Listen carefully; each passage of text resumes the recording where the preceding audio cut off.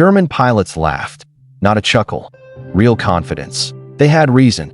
On a cold October day in 1943, hundreds of American bombers crossed into Germany without the one thing that mattered most: fighters beside them all the way in and all the way out. What happened next would be remembered as Black Thursday. But what happened after that, just 4 months later, would erase the laughter for good.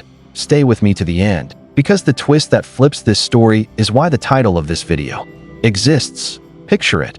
High altitude, contrails carving chalk lines across the sky. The 8th Air Force pushes deep toward Schweinfurt, the heart of Germany's ball bearing industry. Ball bearings aren't glamorous, but they keep factories alive. No bearings, no war machine. The plan on paper is bold. The reality in the air is brutal. Escort fighters can't go the distance. They peel away at the edge of their range, wagging wings in farewell, and turn back toward England. The bombers, armored with courage and aluminum, fly on, alone. To the German defenders, this is the moment. Controllers plot the stream on radar. Fighters mass. They come in tight, 3 and 4 across, head-on into the formations, cannon shells walking up the noses of the big fortresses and liberators. Twin-engine attackers lob rockets from beyond the reach of 50 caliber guns, tearing at the formation's geometry until the careful boxes dissolve into scattered, wounded stragglers. Crews on those American bombers will later say the run to Schweinfurt is marked not by radio beacons, but by the pillars of smoke from the planes that have already gone down. They hit the target accurately. That part of the mission works, but the price is catastrophic. Scores of B-17s lost that day, more so damaged they'll never fly again, and over 600 men killed, wounded, or missing. In American briefings, it had been unthinkable to accept losses like that on a single mission. Now it's a ledger entry with a human cost that can't be measured. Black Thursday forces a pause. The theory that mass defensive guns could beat off fighters without escorts dies over Schweinfurt. For the rest of 1943, deep raids are rethought or held back to the edges of fighter range. And in ready rooms across Germany, pilots who survived that day let themselves believe a dangerous idea: that the bombers can be defeated every time they come without little friends. That's where the laughter comes from, not arrogance for its own sake, but from math that seems to make sense. German fighters launch from home bases, fight over home soil, land, rearm, and launch again. The bombers have no such luxury. If the escorts can't stay, the calculus favors the defenders. So why does this video carry the title it does? Because by early 1944, the math changes, range changes, tactics change, and when range and tactics change at the same time, history moves. Let's set the stage for that change. Through 1943, the U.S. Army Air Forces try everything to stretch their fighters. The P-47s that thundered into European service that summer are tough, fast, and deadly, but early on, they can't safeguard the bomber stream beyond the border. The P-38s can reach farther, and improvements keep coming, but winter altitudes and long legs push men and machines to the edge. Pilots improvise, ground crews hang drop tanks, commanders reshuffle routes, and the bomber campaign compresses toward places the escorts can still reach. It helps, but it isn't enough for Berlin or deep Bavaria or the web of factories in central Germany that fuel a modern war. Meanwhile, another fighter is moving from promise to presence. Designed in America at the request of Britain, first fitted with an Allison engine that excels down low, then married to a 2-stage supercharged Merlin that breathes power into the high altitudes where bombers live, the Mustang is about to do something no single-engine escort has done before. Go the full distance, fight there, and come back. If you love aviation, you know the outlines. If you've only heard the legend, here's the essence that matters for our story. With external tanks, the new Mustang can pace the bomber stream where it matters most. Over Germany, it doesn't just arrive, it arrives with performance to spare at bomber altitudes. And that performance unlocks a new doctrine, because range without purpose is just a longer flight. What actually breaks the cycle is how that range is used. Early 1944 brings a simple directive with enormous consequences. Escorts will no longer cling tight to the formations from assembly to RTB. They will go hunting. They will break up intercepts before they form, sweep ahead of the bombers, and meet German fighters where they climb and marshal. It's a shift from passive shield to active spear, and it happens at the exact moment a fighter finally has the legs to make it practical. Now, before the how becomes the what, think back to those German pilots. They laughed in late 1943 because their sanctuary, the airspace just beyond escort range, felt permanent. There was a line the Americans couldn't cross with single-engine fighters, and on days like Black Thursday, that line looked like a law of nature. Here's the grip-tight reason you'll want to stay for the final act of this video. That line vanishes in 4 months. In early March 1944, American bombers head for the capital of the Reich. Weather wrecks the first attempt. Only a fraction reached the city. 2 days later, the sky over Berlin fills with heavy bombers. And this time, sleek, single-engine escorts are there too. The sanctuary is gone. The idea that fighters can't reach that far is replaced by the sight of Mustangs weaving a protective net where German controllers once felt safe enough to stack interceptors at leisure. We will get there, but not yet. To feel the snap from laughter to silence, we need to understand the pressure cooker that leads up to it. By winter's end, the strategic bombing campaign is no longer just about dropping bombs. It's about destroying the Luftwaffe's ability to contest the air at all. That means going after aircraft factories, engines, ball bearings, and this part matters later, fuel. It means forcing combat at scale, day after day, until the defenders lose pilots faster than they can replace them. And none of that is possible if bomber losses keep matching Schweinfurt's nightmare. Escorts with reach are the hinge. The Mustang's reach doesn't come from myth. It comes from design choices that reduce drag and sip fuel in cruise while still delivering speed and climb when you need to fight. Add external tanks, and suddenly the escort plan isn't about how far can we stretch this, but how aggressively can we use this range to break the enemy's plan. So what do German pilots see as 1943 rolls into 1944? At first, the same routine. Watch the escort line, wait for the turnback, hit the bombers alone. Then, a disorienting new pattern. American fighters still there, still pressing east, still over targets the Luftwaffe once assumed were beyond reach. Controllers on the ground ask for confirmations. Are those Thunderbolts? Lightnings? Mustangs? It matters less which type than the simple fact of their presence. Escort range is no longer a given boundary. It's a question mark. On the American side, confidence, cautious, then growing, replaces the dread that followed October. Deep raids resume. Losses are still heavy, because air combat over Germany is a knife fight inside a steel factory. But now the bombers aren't alone beyond the border. And when the escorts are unleashed not just to defend, but to dismantle the intercepts before they form, the defenders start losing experienced pilots in numbers that can't be made good. If you've ever wondered how quickly a modern air force can go from hunter to hunted, this is your case study. The change doesn't feel gradual to the men flying in it. It feels like a trap springing shut. Let me ask you something, and drop your answer in the comments. If you were in the Luftwaffe operations room in January 1944, looking at maps of central Germany you believed were safe from single-engine escorts, what would you have changed first? Tactics, basing, or training? And would any of those have been enough once the range problem vanished? Keep that question in mind, because the next chapters show why even good answers weren't enough. We're going to walk through the week that hammers German aircraft production, the directive that frees escorts to hunt, and the day the capital of the Reich sees American fighters and bombers together overhead.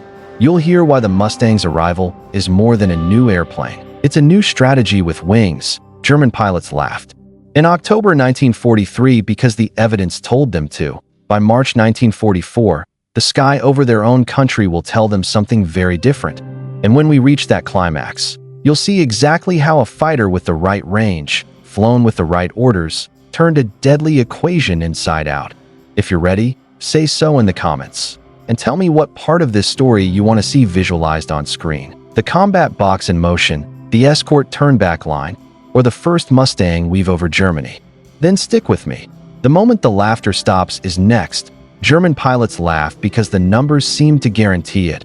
But in the winter that followed, those numbers began to wobble. The 8th Air Force didn't stop. It rethought. Routes bent to match escort legs. Commanders pushed for fuel economy mile by mile. And engineers squeezed drag out of airframes the way ground crews squeeze seconds out of a turnaround. That is where the new name enters our story, the one that turns this title. From provocation into prediction, the Mustang arrives not as a miracle, but as a solution, built quickly at Britain's request, refined relentlessly, and transformed by a high-altitude, two-stage supercharged engine. It does the one thing no single-engine Escort had done in this theater. It stays. It stays with the bomber stream where the sky is thin and the stakes are high. It stays long enough to fight when the bomber throttles slam forward and the contrails twist, and crucially, with external tanks feeding it. It stays over the very places German pilots once treated as a safe backyard. Range alone doesn't win a fight. What wins is what you do with it. That's the pivot that matters in early 1944. Instead of clamping to formation like armor plates, the escorts are told to roam where the danger starts. They sweep ahead. They pry apart rendezvous points. They climb to meet interceptors before those interceptors can stack into lethally organized waves. The bomber stream still has escorts alongside it, but the real work of breaking the attack now happens in the lanes and altitudes where the Luftwaffe used to gather in safety. If you've heard veterans call those escorts little friends, this is why. They show up not just at the wingtip, but at the exact moment and place pressure needs to be applied. From the German side, the change first looks like an oddity, then a pattern, then a problem, the familiar turnback line. The invisible wall where thunderbolts and lightnings used to peel away stops behaving like a wall. Fighters keep coming. Controllers who once timed intercepts to that turnback begin asking for fresh identifications. Are those the short-legged types? Are they still with the bombers? Are they already out in front? It is the kind of confusion that seems small on a map and feels enormous when your fuel state and climb schedule depend on the answer. The pressure ramps in February. In a single, sustained series of raids aimed squarely at aircraft production and its supporting industries, the daylight bombing campaign forces combat at scale. Factory roofs are targets, yes, but the deeper target is the fighter force itself. When the weather clears, formations launch day after day. Escorts now have both the legs and the orders to meet defenders early and often. The result is a week that doesn't just dent machines. It scrapes irreplaceable experience out of the Luftwaffe's roster. You can replace an airframe, replacing a veteran who knows how to time a head-on attack through .50 caliber fire is another matter entirely. I want you to imagine the cockpit view on both sides of that week. In a bomber, you finally see sleek single-engine fighters still there over targets far beyond yesterday's escort line. And you breathe a little easier even as the flak bursts closer.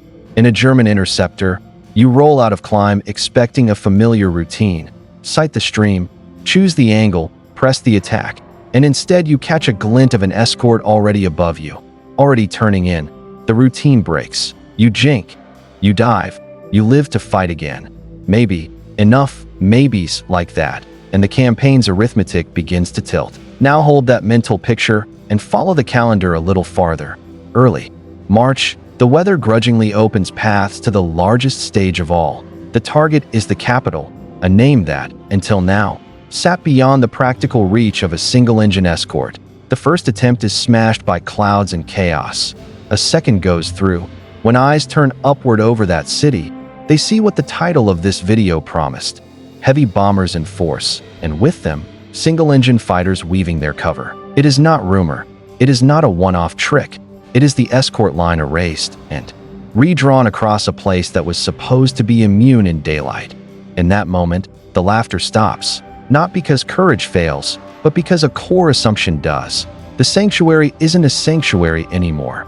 Airfields that trained fresh pilots, factories that had counted on distance as a kind of armor, assembly areas where interceptors once formed up without harassment. All of them are now inside the range of escorts that can fight, wait, and fight again.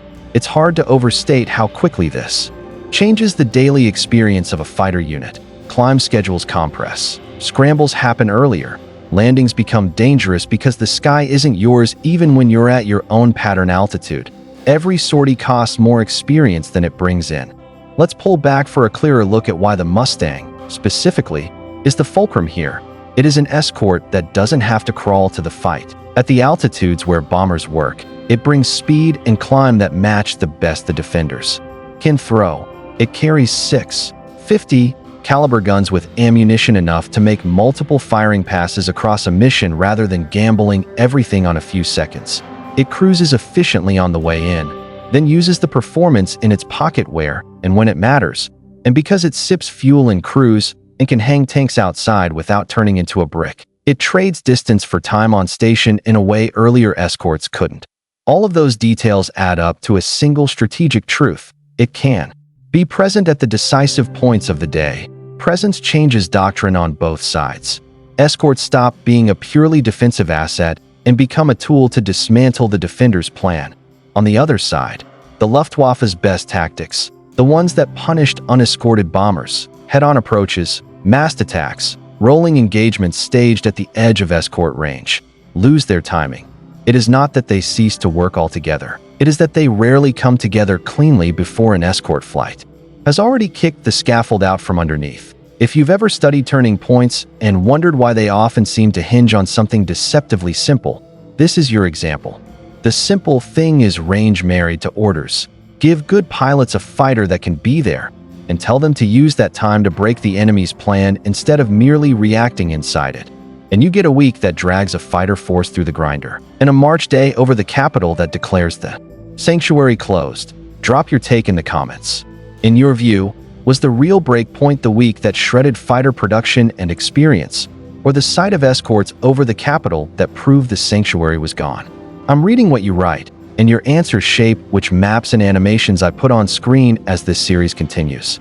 Stay with me now, because the consequences ripple outward in ways that decide the rest of 1944. When your fighter arm starts to hemorrhage experience, your training pipeline matters, and so does fuel. The same range that puts escorts over the capital puts them over refineries and synthetic fuel plants. When fuel output falls, training hours collapse. When training collapses, even the best airframe can't fix the gap. In the next segment, we're going to connect those dots. How escorts freed to hunt, deep strikes under fighter cover, and a sustained focus on fuel grind the Luftwaffe from a formidable defender into a force that struggles to meet the bomber stream at all. German pilots laughed in late 1943 because the line seemed real. By early 1944, that line is gone, and with it the assumptions that made laughter safe. If you're learning something new so far, hit like, and tell me below which cockpit you want to ride in for the next scene. A Mustang sweeping ahead of the bombers, or a German interceptor trying to form up under a sky that no longer cooperates. Here's where the title tightens like a knot. German pilots laughed. Then the 8th Air Force changed the rules of the game. First, the order that flips the script. At the start of 1944, escort fighters are told they're not just bodyguards, they're hunters. Instead of hugging the bomber stream from takeoff to target, they'll roam forward, sweep the climb corridors, slice into assembly points, and break up attacks before they're born. You can feel the doctrine shift in how crews talk about those days. Little friends are still alongside the bombers when needed, but more and more, the decisive moments happen miles ahead, where interceptors used to form, unbothered, under a sense of safety that simply no longer exists. Now layer in the machine that makes that order practical.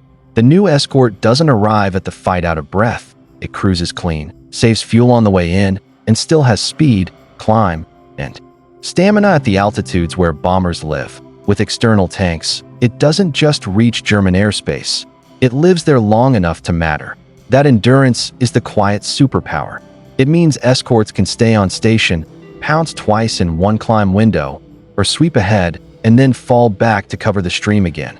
It means the defender's clock, the one that once measured wait until the escorts turn back, has no reliable chime. The result, in February, is sustained pressure, raids that go straight at aircraft production and the web of industries that feed it. The goal is not only to crater roofs, it's to force engagement day after day until the defender's store of experience thins out. The quality of a fighter force is stored in its pilots as much as in its machines. When combat becomes daily and escorts have the freedom to hunt, hard-won expertise drains faster than factories can replenish it. You can see the difference in the little things. Formations that once rolled into head-on attacks like drill now arrive piecemeal. Escorts catch pairs and quartets before they ever find the bomber stream. The rhythm that made 1943 so punishing for unescorted bombers never quite clicks into place. If you want a single picture that explains why the laughter stops, imagine this. A German controller calls for a massed attack timed to the old escort line. The first swarm climbs and finds an escort flight already above them, cutting across their turn. The second swarm is late, weather, over their field, and by the time they arrive, the mass is gone. A third sees contrails of bombers and turns in, only to find fighters strung out in a weave where they expected empty sky. Nothing about this is theatrical. It's simply what happens when range and orders align to erase a sanctuary. Then comes the moment that makes headlines and rewrites assumptions. Early March, the weather finally opens a corridor to the capital. The first attempt is scattered by cloud, but a second mission punches through. People on the ground look up and see heavy bombers in force, and with them, single-engine escorts weaving a shield. It isn't a stunt. It isn't a one-off. It's proof that the invisible wall beyond which escorts were not supposed to appear in daylight has dissolved. For the men tasked to defend that city, the psychological impact is immediate. The sanctuary, central to planning, training, and morale, isn't a sanctuary anymore. Why does that single fact cascade so fast? Because everything that sat beyond escort range was chosen to sit there. Airfields, training centers, assembly halls, and factories clustered where distance once equaled safety. Once escorts can arrive fresh, fight, and linger, the entire geography of defense turns against itself. Climb zones are contested, landing patterns are watched, training sorties are cut short. Even on days when weather cancels the big raids, the mere possibility that escorts can be present forces fuel and pilot time into a defensive crouch, and fuel is the next fracture line. Escorts with reach don't just cover bombers over industrial hubs. They help keep pressure on refineries and synthetic plants that feed aviation.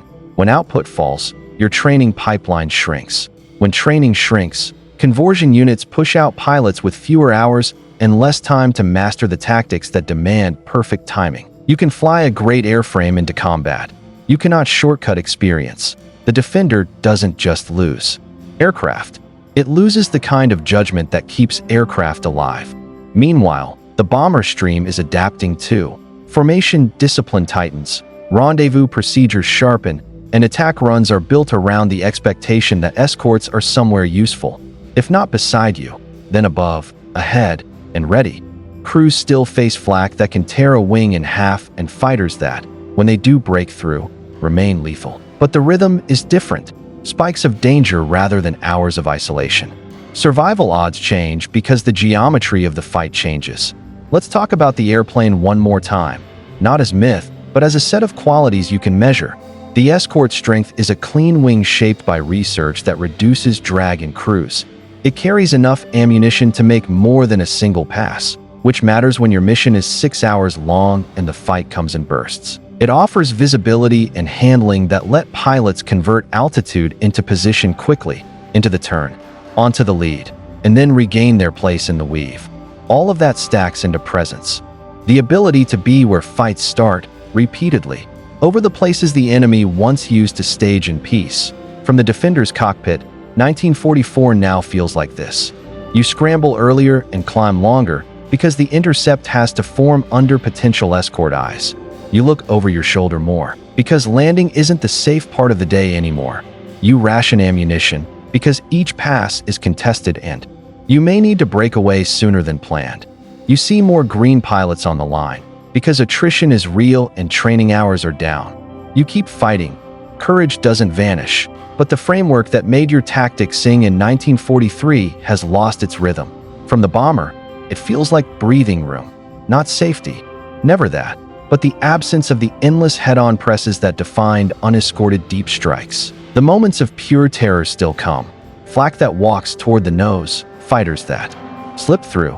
But they are increasingly interrupted by the sight you once only dreamed of beyond the border. Single-engine escorts rolling into a bounce from above. Contrails crossing in a protective weave that says, "We're still here." Drop a comment for me. If you had to explain to someone in one sentence why the laughter stopped, would you point to doctrine, to design, or to the decision to go hunting? Your answers help me decide which cockpit diagrams and mission maps to put on screen next. We're not done, because once the sanctuary collapses and the fuel squeeze begins, the story widens. The same reach that puts escorts over the capital also makes possible sustained strikes on the transportation web, yards, bridges, junctions that feed industry and move fuel. The air war stops being a series of isolated missions and becomes a campaign that touches every railcar and refinery the defender relies on. And when summer turns toward invasion, that cumulative pressure explodes into a day. When Allied aircraft fill the sky while the defender struggles to appear at all, German pilots laughed in late 1943 for reasons that made brutal sense. For months later, the Mustang's presence, and the way it was used, pulled the rug out from under those reasons. In the next segment, we're going to tie the fuel crisis, the collapsing training pipeline, and the growing Allied air umbrella into the larger strategic picture. Why air superiority isn't just about who wins a dogfight, but about who gets to decide where, when, and whether a fight even happens. If you're with me this far, hit like so this lesson reaches more history fans, and tell me below which graphic you want to see. A side-by-side of escort ranges, or a before and after map of sanctuary airfields once escorts could reach them.